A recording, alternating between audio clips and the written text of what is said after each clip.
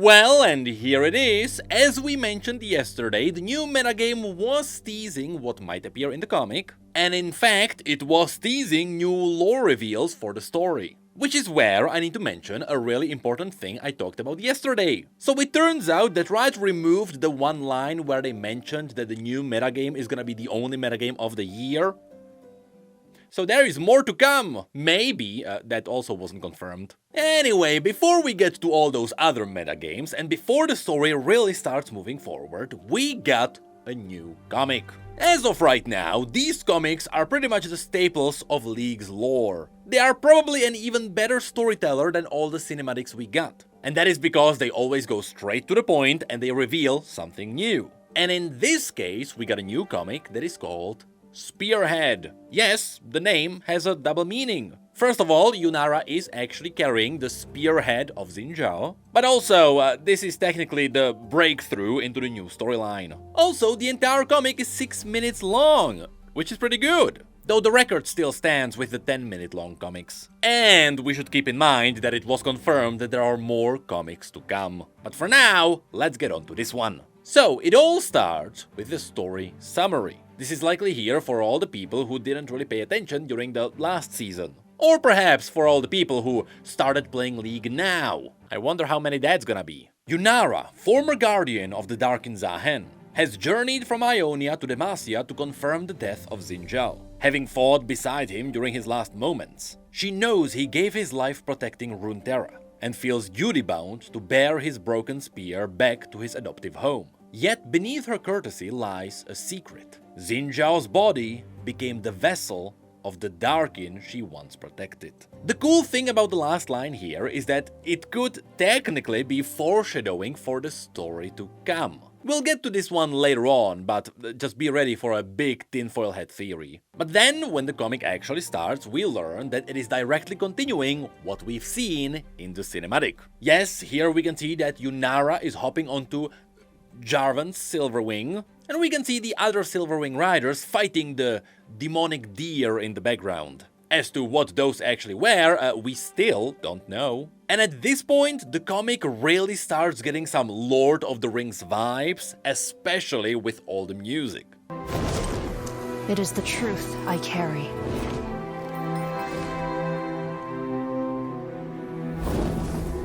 But there is another truth.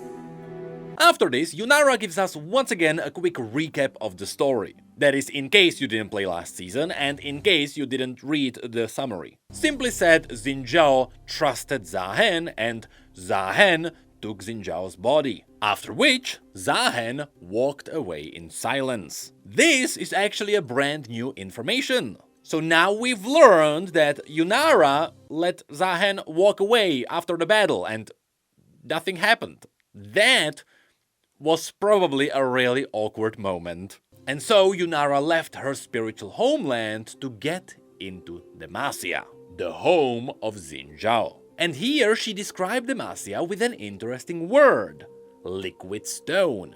It is smooth as water and hard as steel. This is an interesting description which totally makes sense. In theory, Petricite is actually living with magic. And in many cases, it can actually start changing forms based on what it absorbed. We've seen many examples not only in the environment, but also in all the concept art. This is why the flowy description could totally make sense. But also, of course, Petricite is also very hard because it comes from the Petricite trees that are hard as rocks. And so Jarvan and Yunara fly over Demacia and they land in the courtyard. Here, Yunara immediately notices the difference in the places. She mentioned how Ionia always felt alive and how it was never still. But here, even the breeze held still. Of course, this is a reference to the fact that Petricite absorbs magic. And so if you are a mage in this city, you can feel how the magic is suppressed. So in other words, Yunara simply can't feel any of the magic that she's used to in Ionia. That is because all the buildings are constantly absorbing it. After which we learned that the king awaited Yunara. Now, before they left, Yunara looked up. And for a moment, she saw Zahen in the Silverwing. This is actually a direct reference to the lore behind Zahen's form. You see, once the Shurimans ascend into the God Warriors, their physical form usually changes into an animal. And so, just like Renekton is an alligator and Nasus is a jackal, so did Zahen's form reference a Runeterran animal, and in his case, it was inspired by a Silverwing. So it makes sense that Yunara saw him in a Silverwing. After this, one of the Silverwing trainers tells Yunara that Silverwings don't trust easily. This is likely a reference to the fact that it is hard to train Silverwings, but also the fact that they had to be trained in a special place, which of course is High Silvermere. On top of this is a clever reference to the fact that since Zahen was a Silverwing, it took him a while to trust any of the mortals to keep him in check, which is why Yunara is the one who became his warden. If he could trust one mortal, it was Yunara. That is why Yunara responds that she understands this. Trust is hardly given, but it is easily broken. This could also be why, at the beginning of the comic, Yunara was specifically mentioning how Xin Zhao trusted Zahen, and Zahen took his body. I wonder if, in a way, Yunara sees that as a betrayal. Also, it is funny how she mentions this, but then she trusted Xin Zhao pretty quickly in her story. Anyway, Jarvan then escorts her to the king, where, in the throne room, which we've seen in different scenes before, Yunara mentions that Xin Zhao is from Rykon. This is something we know about because it was previously confirmed by Kennen. Then Jarvan presented Yunara of Ionia, and he mentioned that she carried his uncle's spear. Now, Xin Zhao wasn't a real uncle of Jarvan. Instead, he was just very close to their family, and for a bigger part of his life, Xin Zhao actually helped raise Jarvan. So it makes sense why, to him, he would feel like an uncle. After which, Jarvan confirmed that Xin Zhao was gone, which was followed by a part that I absolutely love.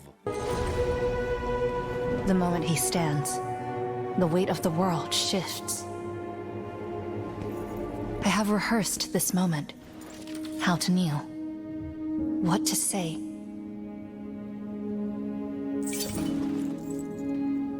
He does not move like a king, but like a man, bearing a fallen friend. I love this part because it is written as if it was a short story. The style is very close, and since this is combined with a comic, it's just amazing. Also, I love how Yunara mentioned that she rehearsed the Demacian customs. Of course, this is something that Xin Zhao likely taught her before he died. And here, Yunara just wanted to be honorable. And based on the king's reaction, she now understood Xin Zhao's loyalty. It was driven by pure love for his home. So then the king asked what happened. And Yunara confirmed that they fought, as Demacians say, a demon. Now, this is referencing the fact that Ionians actually use different words for demons, where in the vast majority of the cases they use Azakana. Interestingly enough though, when she used the word demon, we heard the mysterious whispers in the background. Now, while this can be the scary noise to set up the atmosphere for demons, it is also a similar sound effect that was used for the scenes where LeBlanc just popped in.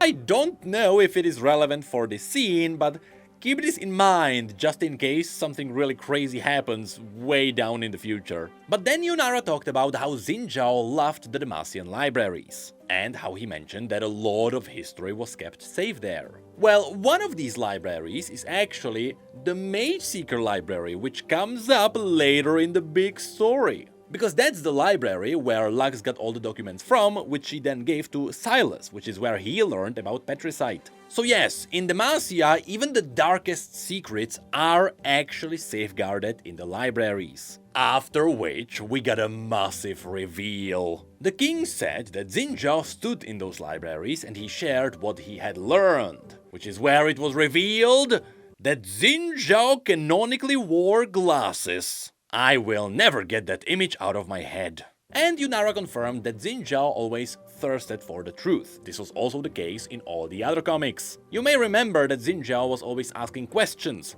until Kennen and Yunara just told him about the darkin. And so, the king then shows Yunara Xin Zhao's room. Here it is revealed that Xin Zhao chose a room close to the gardens. It was mentioned that he chose this room because the gardens reminded him of Ionia. But also, this is referencing LeBlanc's story, where one of LeBlanc's clones was spying on Xin Zhao in one of these gardens. That's the same story where Xin Zhao got the silver birch, which is what bloomed into the spirit blossom. That is what technically kickstarted his entire story. After this, the king mentioned that they wanted to set up a proper memorial. However, there was no body, so he asked what happened. And that is where Yunara had to say what neither of them were ready for. The truth was that they tried, but nothing was left behind. This confirmed that Xin Zhao is properly gone. But also the fact that Yunara technically lied, because Xin Zhao's body was taken by Zahen. The physical form technically partially belongs to Xin Zhao. So the body is not gone, it's just walking around. But it did confirm that Xin Zhao's spirit was just vaporized. So yes, in truth, Xin is gone. After this, the king saw how much Yunara regretted this, and so he calmed her down, saying that this was not her burden alone. He also mentions that he could have ordered Xin Zhao to stay, which is referencing one of the previous comics where, sure, we did see LeBlanc's twisted vision, but even so, we did get to see the scene where the king was sending Xin Zhao away.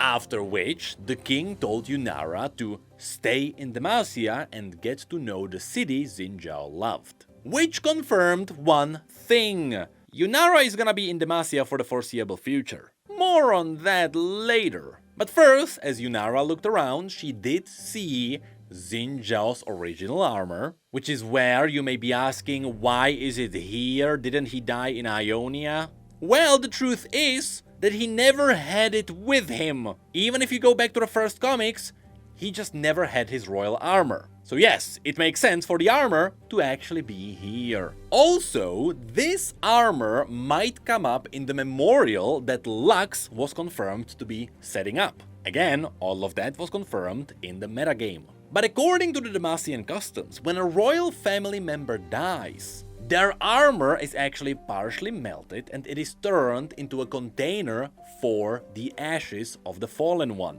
As an example, here's the armor of Lord Bevel, the adoptive father of Sona, and here is the urn that this armor was turned into.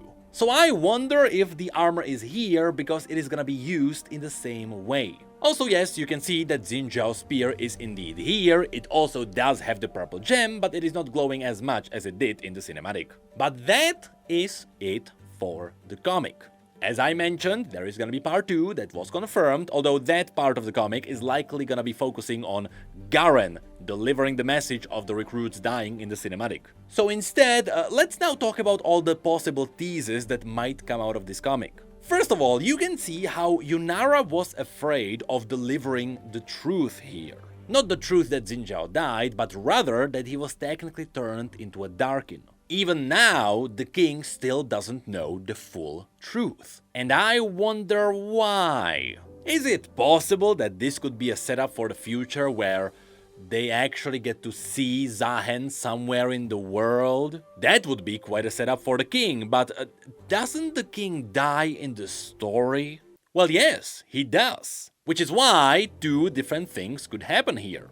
Either this is a setup for the fact that the king dies and then Prince Jarvan gets to see his uncle again in a different form, but also it is possible that, stay with me here, LeBlanc resurrects Jarvan III using blood magic, which would be a really cruel twist because technically that's exactly how Sion was also resurrected, and Sion and Jarvan have quite a history. That would be cool to see. But more importantly, if Jarvan III then became a threat, well, Zahen could help with that. It would be cool if those 2 actually got to meet. But yes, that is an extreme tinfoil hat theory, and I really don't believe that's actually what's gonna happen. But I would also like to say it is not impossible for that to happen. But yes, that is it for the comic. It is still possible that LeBlanc is actually cooking something in the background the entire time. I mean, hey, it is possible that this is not Yunara. This might be LeBlanc. For all we know, it would take Yunara a long time to travel to Demacia. So what if LeBlanc is now in Demacia? That would explain why Yunara wouldn't be here. Because if Yunara was in Demacia the whole time, what did she do during the Mage Rebellion? And more importantly, what did she do during the Sentinels of Light, huh? Oh, we are never getting rid of the tinfoil hats.